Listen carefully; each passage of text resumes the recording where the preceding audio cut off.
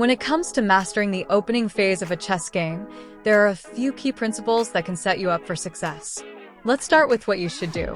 These guidelines are not strict rules, but practical strategies to improve chess performance. Here's a structured summary for the opening in 5 main steps. First, you want to develop your pieces quickly. Get your knights and bishops off the back rank and into action as soon as possible. These minor pieces need to be on active squares, supporting your control of the board. So this is the king's pawn opening, 1.e4. This is one of white's most popular first moves in chess, and for good reason. This opening is often considered white's most aggressive option.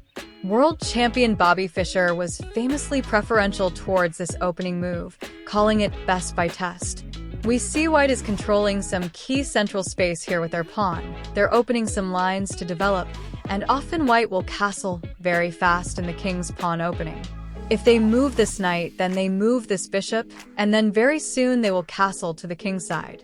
That's very common. Black has many options when responding to the king's pawn opening.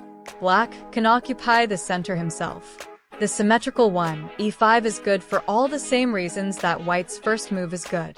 Black can move as first move 1 c5, the Sicilian defense, grab space for black as well, and creates an imbalanced position right from the start.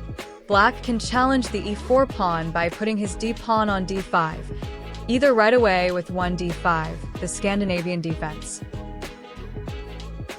2. Speaking of control, your second priority is to dominate the center. The center squares, d4, d5, e4, e5, are the most valuable real estate in chess, giving your pieces more flexibility and better attacking options.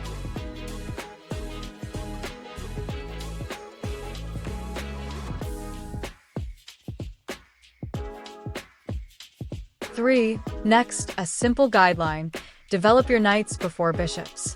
Knights are often more limited in their movement, so it's easier to place them early, while bishops can wait for the board to open up a bit more. Be careful when you push pawn cause they can't come back like the pieces.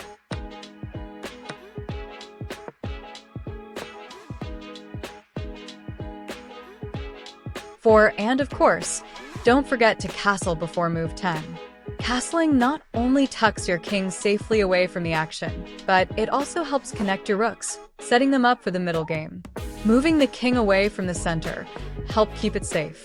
In chess, you can castle both kingside, short castling, and queenside, long castling. In the kingside castling, the king moves 2 squares to the right, and the rook moves over the king to the square next to it, like black in the video.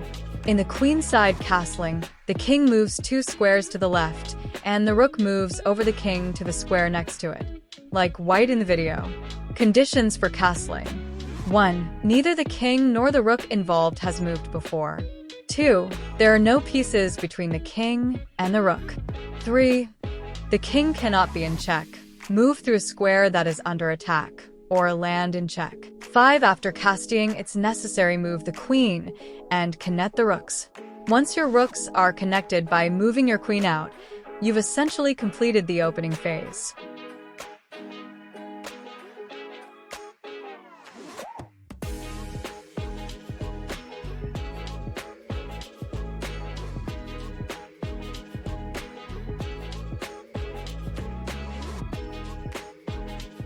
Thanks for watching. Subscribe for new video.